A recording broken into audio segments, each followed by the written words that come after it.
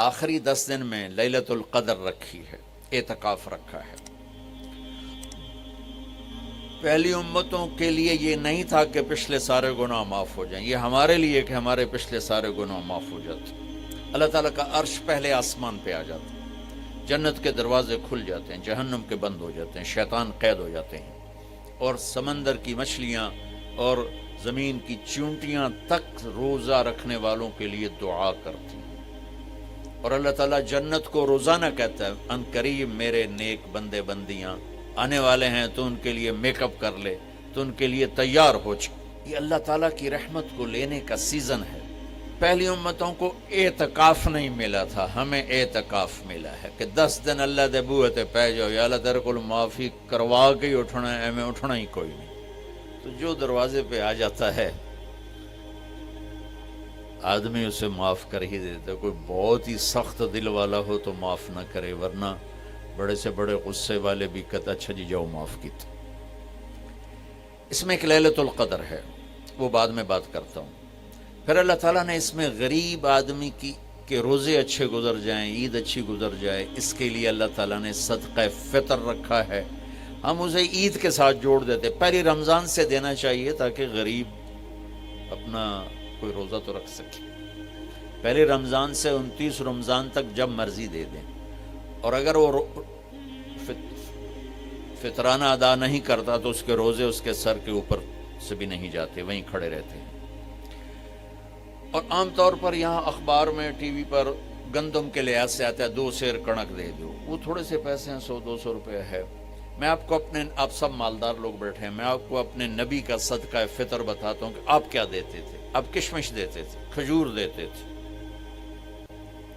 جو بھی دیے ہیں۔ تو کشمش 3 کلو، بازار میں 3.5 کلو، بازار میں جا کے پوچھیں جو سب سے اچھی کشمش ہو یا پھر درمیانی، گھٹیا نہیں درمیانی اور سب سے اچھی، پتہ کرے وہ کتنی ہے، 1000 روپے کلو ہے، 1500 روپے کلو ہے۔ آپ کے گھر کے 4 افراد ہیں تو ایک گھر سے 6000 روپیہ غریب کو جائے گا۔ آج تو 6000 میں ایک ہفتہ نہیں گزرتا۔ تو اب سب سے عرض کرتا ہوں ویسے بھی خیرات کریں، افطاریاں کروائیں، اور صدقہ فطر کشمش کے حساب سے دیں۔ یہ آپ سب بھائی بہنوں کی خدمت میں گزارش ہے۔ اللہ نے آپ کو رزق دیا، خرچ کریں، یہی آپ کے ساتھ جائے گا، باقی سارا ادھر ہی رہ جائے گا۔ لیلۃ القدر، انا انزلناہ فی لیلۃ القدر وما ادراک ما لیلۃ القدر لیلۃ القدر خیر من الف شہر تنزل الملائکۃ فیہا باذن ربہم من کل امر سلام ہی حتی مطلع الفجر۔ ہم نے قرآن کو لیلۃ القدر میں اتارا، تمہیں کیا خبر کہ لیلۃ القدر کیا ہے؟ لیلۃ القدر 1000 مہینوں سے بہتر ہے۔ اس میں فرشتے اترتے ہیں اور یہ صبح تک رہتی ہے۔ لفظ قدر عربی میں اس کا ایک مطلب ہے قیمت۔ سبحان اللہ۔ تو اللہ نے کہا میں تمہیں بتاؤں، آپ سب تاجر بیٹھے ہو، لیلۃ القدر کی قیمت کیا ہے؟ 1000 مہینوں سے بہتر ہے، 1000 مہینوں سے بہتر ہے۔ اب 1 روپے پر 1000 نفع لے سکتے ہیں؟ دنیا میں کوئی ایسا کاروبار ہے؟ جو ہیروئن بیچتے ہیں وہ بھی نہیں لے سکتے۔ اور میرا اللہ کہہ رہا ہے 1 رات 1000 مہینے، یعنی کوئی 82-83 سال۔ یہ تو آ گیا پہلا قدر۔ دوسرا اس کا مطلب ہے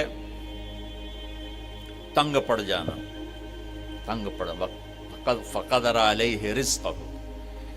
تو تنزل الملائکۃ فیہا، تنزل الملائکۃ والروح فیہا، کہ اس رات اتنے فرشتے اترتے ہیں کہ زمین تنگ پڑ جاتی ہے۔ سبحان اللہ، اتنے فرشتے آتے ہیں زمین تنگ پڑ جاتی ہے۔ تیسرا مطلب ہے قدر، مقدار کو، تو اللہ تعالیٰ نے اس کا آخری مطلب بھی بتایا، سلام ہی حتی مطلع الفجر، کہ یہ فجر کی نماز تک، فجر کی اذان تک یہ رہتی ہے۔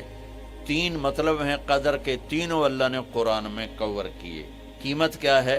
1000 مہینوں سے بہتر۔ تنگی کیا ہے؟ فرشتوں سے زمین بھر جاتی ہے۔ مقدار کیا ہے؟ صبح صادق۔ لیلۃ القدر 27 کی نہیں ہوتی، 21، 23، 25، 27، 29۔ اب یہ 5 راتیں جاگنے چھٹ، آپ لوگ تو ویسے رات کے بادشاہ ہو، جاگ لو۔ تو لیلۃ القدر مسجد میں نہ گزارو، گھر میں گزارو۔ یہ مسجدوں میں اشتہار لگ جاتے ہیں، فلاں کے ساتھ شب قدر گزاریں، فلاں حضرت کے ساتھ شب قدر گزاریں، پھر ادھر کوئی صلاۃ تسبیح پڑھ رہا ہے باجماعت، عورتیں صلاۃ تسبیح کی جماعت کرا رہی ہیں، اور پتہ نہیں اور کتنی عجیب و غریب قسم کی عبادات شروع ہو جاتی۔ یہ نفلی عبادت ہے، میرے نبی گھر میں پڑھتے تھے۔